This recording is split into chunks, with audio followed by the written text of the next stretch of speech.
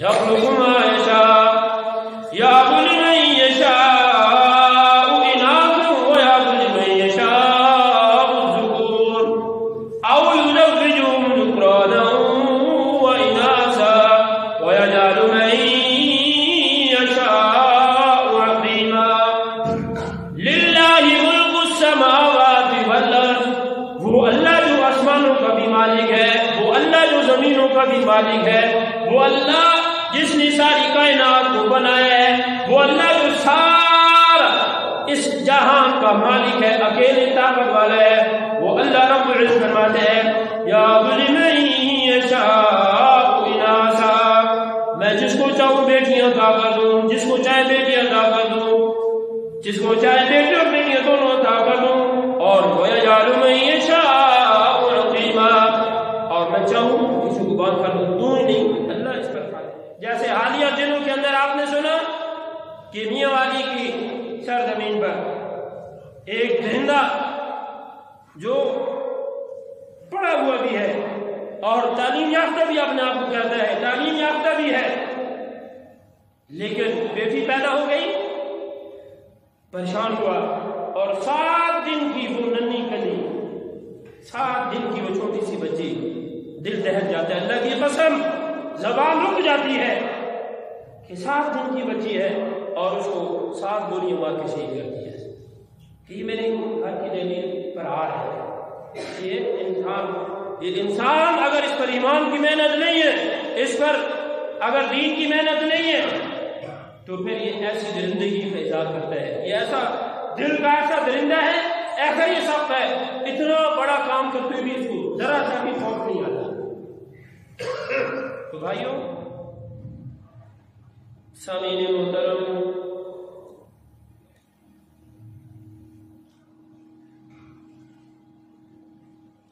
اللہ رب العزت نے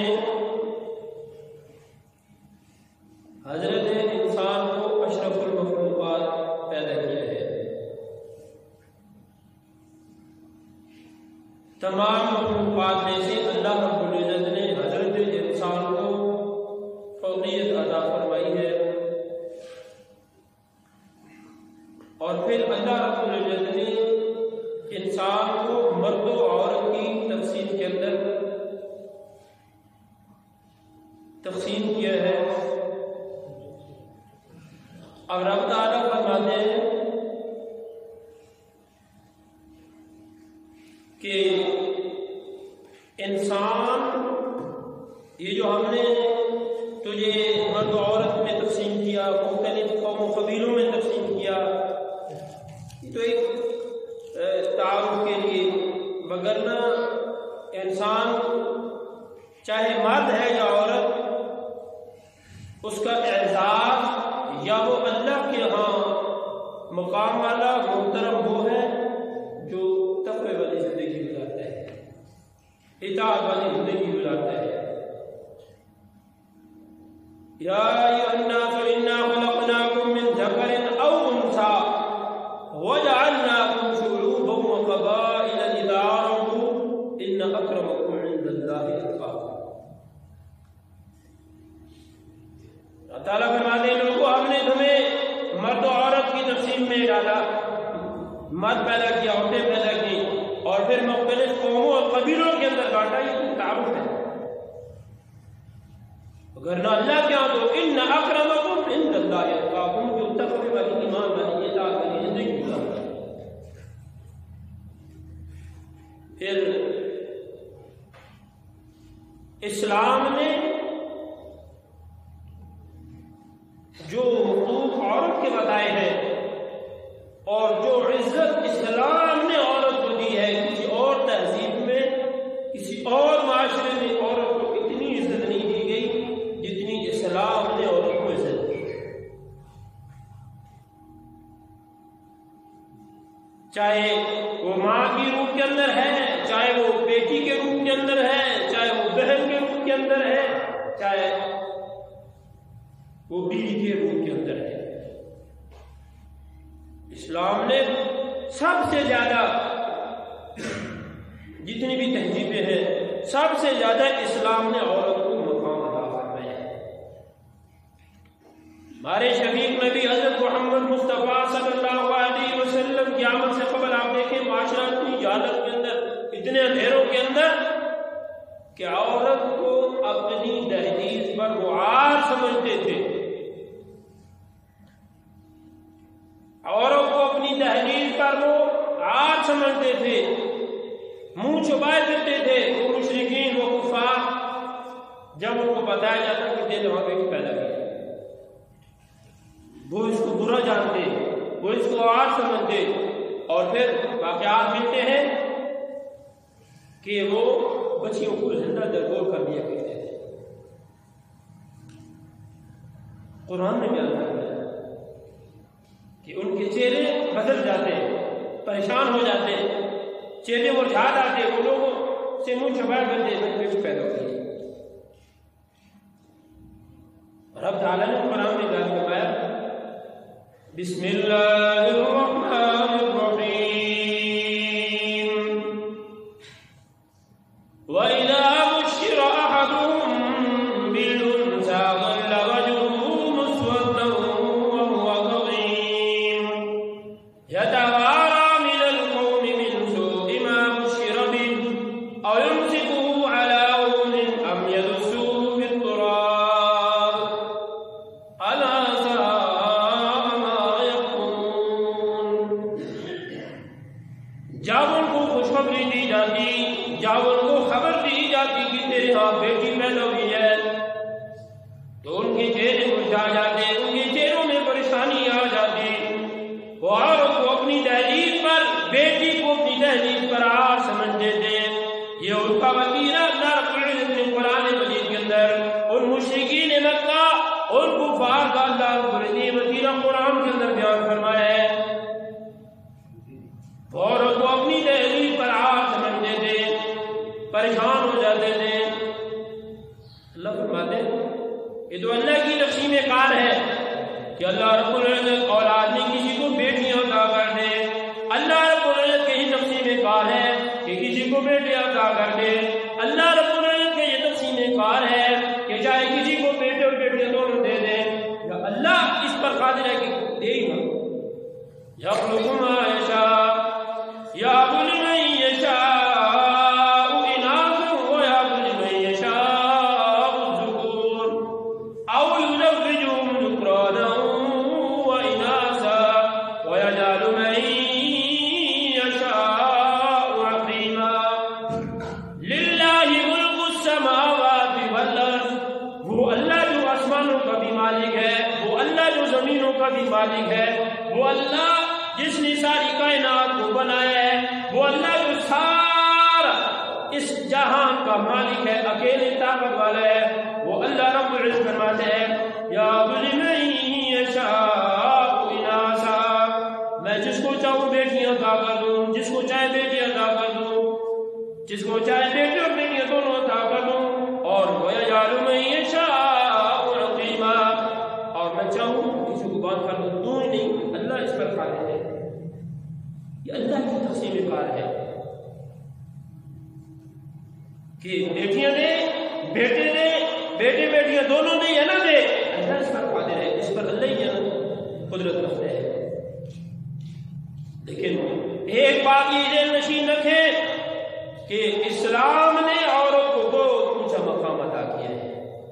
اگر یہ ماں کی صورت کے اندر ہے، آپ صلی اللہ علیہ وسلم نے فرمایا الجنت تحت اقدام الامہات، کہ جنت تیری ماں کے قدموں کے نیچے ہے۔ اپنی ماں کی تو خدمت کرے گا، اپنی ماں کا عزت اور احترام کرے گا، جنت کو پالے گا۔ حضور اقدس صلی اللہ علیہ وسلم سے سوال کیا ایک صحابی نے، یا رسول اللہ مجھ پر سب سے زیادہ حق کس کا ہے؟ آپ صلی اللہ علیہ وسلم نے فرمایا تیری ماں کا۔ پھر اس نے سوال کیا، پھر آپ صلی اللہ علیہ وسلم نے جواب دیا تیری ماں کا تجھ پر سب سے زیادہ حق ہے۔ تیسری دفعہ سوال کیا، تیسری دفعہ بھی آپ صلی اللہ علیہ وسلم نے فرمایا تیری ماں کا تجھ پر سب سے زیادہ حق ہے۔ چوتھی مرتبہ جب سوال کیا تو ماں کے جواب دیا، ماں کو تین دفعہ آپ صلی اللہ علیہ وسلم نے فرمایا تیری ماں کا تجھ پر حق ہے۔ تو عورت ماں کی صورت کے اندر ہے، اللہ رب العزت کا بھی ہمیں بتا رہا ہے تیری جنت ماں کے قدموں کے نیچے ہے، اور بیٹی کی صورت کے اندر ہے. بیٹی تیری دہلیز پر اللہ کی بہت بڑی رحمت ہے. بیٹی کو آپ صلی اللہ علیہ وسلم نے گھر کی دہلیز پر رحمت قرار دیا ہے. بہنیں عزت کا سبب بنتی ہیں. بیوی حیات پاکدامنی کا ذریعہ بنتی ہے, عفت اور پاکدامنی کا ذریعہ بنتی ہے. تو عورت کو اسلام نے بہت زیادہ مقام عطا فرمایا ہے. اور حضور رحمت للعالمین, جہاں سارے جہان کے لیے آپ رحمت بنا کر بھیجیں گے, جہاں مردوں کے لیے وہاں عورتوں کے لیے بھی, جن شجر و حجر حیوانات کے لیے بھی آپ صلی اللہ علیہ وسلم کو رحمت بنا کر بھیجا گیا, تو عورتوں کے لیے بھی آپ رحمت بن کر آئے. تو یہ تو زمانہ جاہلیت کا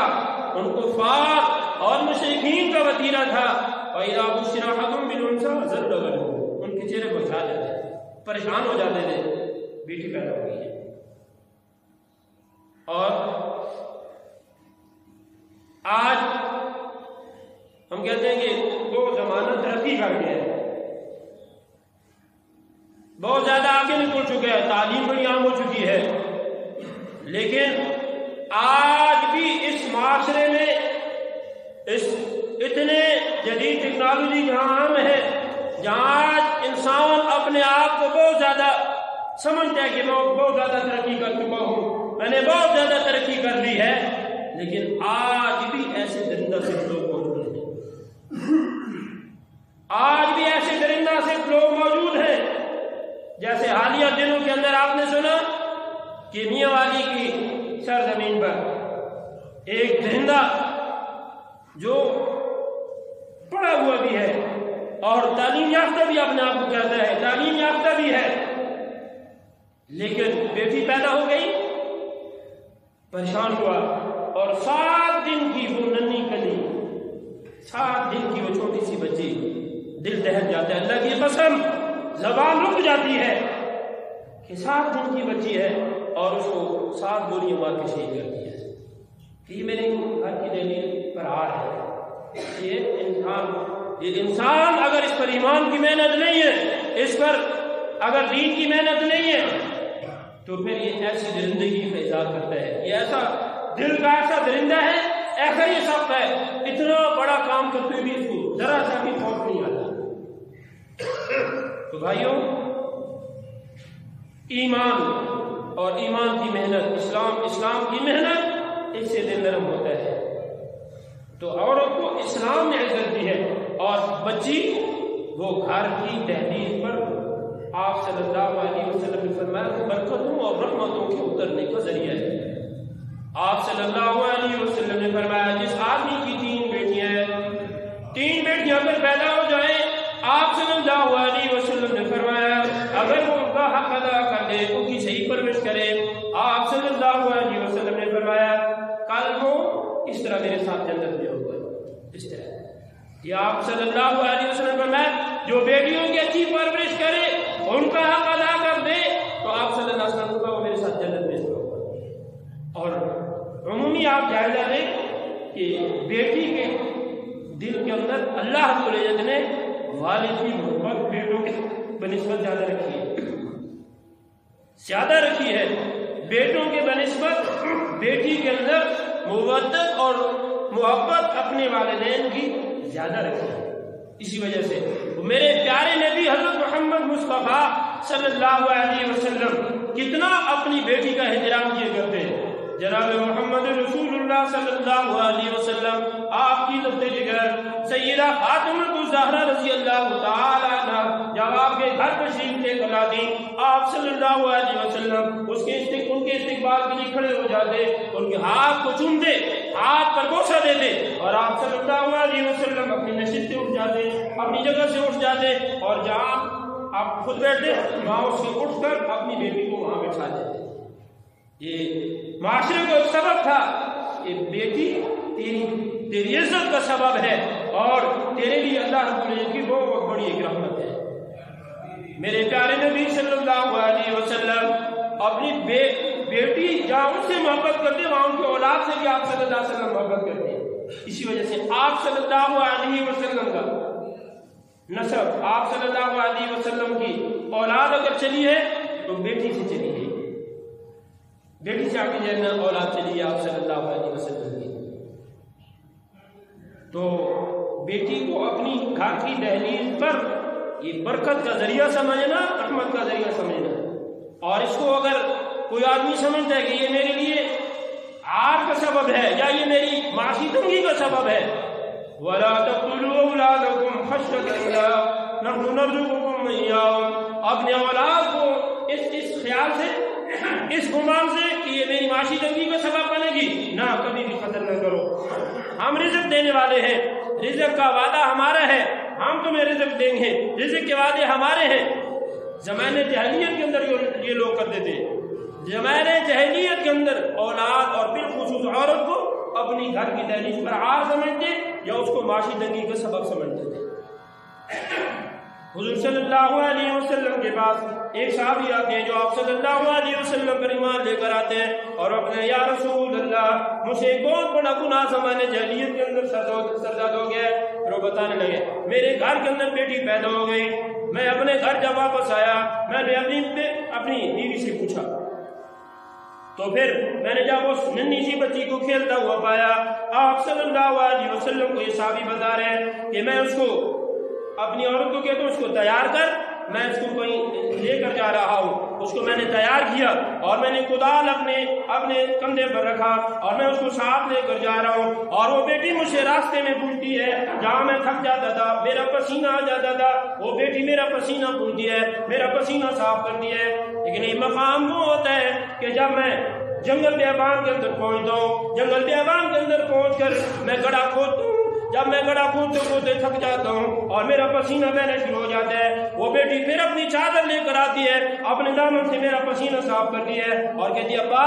تو تھک گیا ہے، تو ذرا بیٹھ جا، ابا تو پریشان ہو گیا۔ وہ بیٹی بار بار مجھے یہ بات کرتی ہے، لیکن میرا دل اتنا سخت ہو گیا ہے، میرا دل اتنا پتھر ہو گیا، میرے دل میں اتنی سختی آئی کہ میرا دل ذرا موم بھی نہ ہوا، میرے دل میں ذرا بھی پریشانی نہ ہوئی، میرا دل ذرا نرم نہ ہوا۔ اور پھر میں نے اپنی گڑھا جب کھودا تو اپنے ہاتھ سے اپنی بچی کو پکڑا اور اپنی بچی کو پکڑ کر گڑھے کے اندر جب ڈالا، میں مٹی ڈال رہا ہوں، اس ننھی سی کلی کو نہیں پتا میں کتنا بڑا ظلم کرنے جا رہا ہوں۔ جب میں اس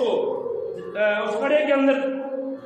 بہت سارا اس کو دبا دیا تو پھر وہ رونے لگ گئی، کہنے لگی ابا اگر تم مجھے اپنے گھر کی دہلیز پر آگ سمجھتا ہے، میں تجھ پر بھاری ہوں، تو مجھے یہاں جنگل کے اندر چھوڑ دے، یہ مجھ پر ظلم نہ کر، میں یا جنگل میں رہ لوں گی، تیری دہلیز پر نہیں آؤں گی، تیرے دہلیز پر قدم نہیں رکھوں گی، تو میرے ساتھ اتنا بڑا ظلم نہ کر۔ وہ یہ کہہ رہے ہیں اور رحمت والے نبی آپ صلی اللہ علیہ وسلم کی آنکھوں سے آنسو جاری ہیں، آپ صلی اللہ علیہ وسلم زاروں پتہ ہو رہے ہیں اور یہ صحابی منظر بیان کر رہے ہیں۔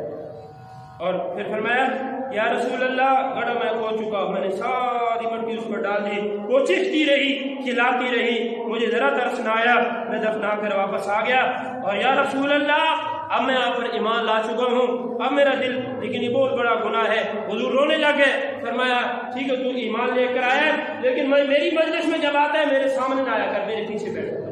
میرے جو ہے نا پیٹھ کے پیچھے بیٹھا کر، میرے سامنے نہ آیا کر۔ تو